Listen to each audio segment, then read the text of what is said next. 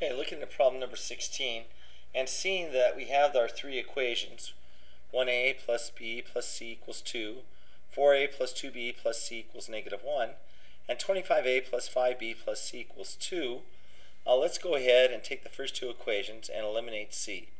So if I multiply the first equation by negative 1, I'm going to wind up with a negative a minus b minus c equals negative 2. Taking the second equation, I wind up with 4a plus 2b plus c equals negative 1. Going ahead and adding these two equations together then, I wind up getting 3a plus b equals negative 3. Alright, now let's take the second and third equation. So again, I'm going to eliminate c, and so I'm thinking that, let's see, if I multiply the second equation by negative 1, I would get negative 4a minus 2b minus c equals 1. Going ahead and adding the third equation now, I get 25a plus 5b plus c equals 2. And adding those two equations together, I wind up getting 21a plus 3b equals 3. Alright?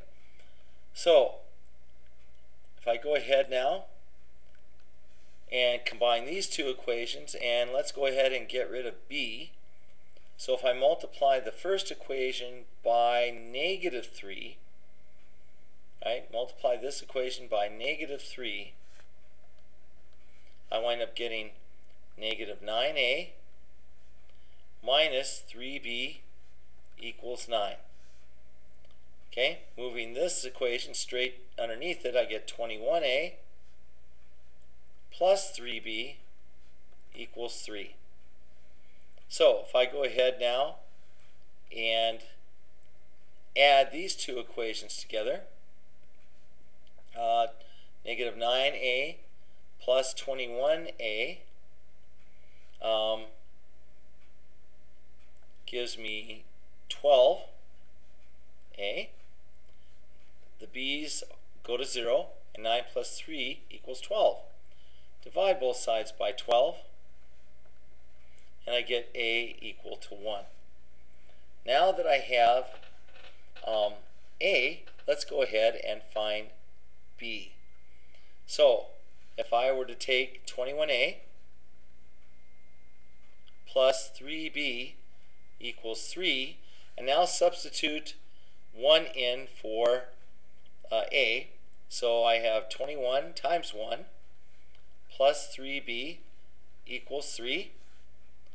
So 21 plus 3b equals 3.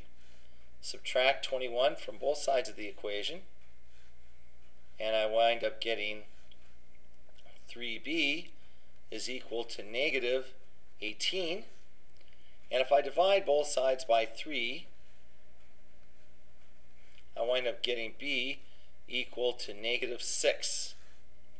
Alright, now that I have a and b, let's find c. So if I take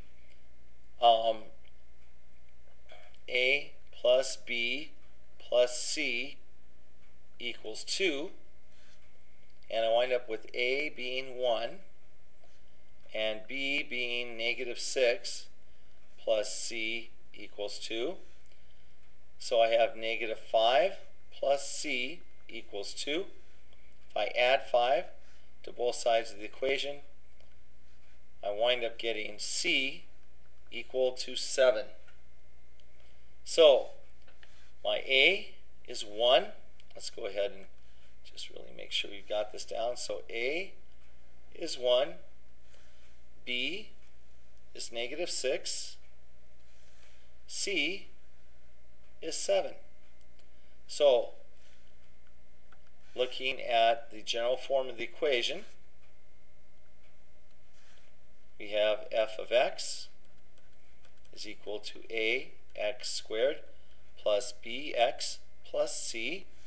Rewriting that with our particular a, b, and c's, we're going to get x squared minus 6x plus 7. And that would be our answer for number 16.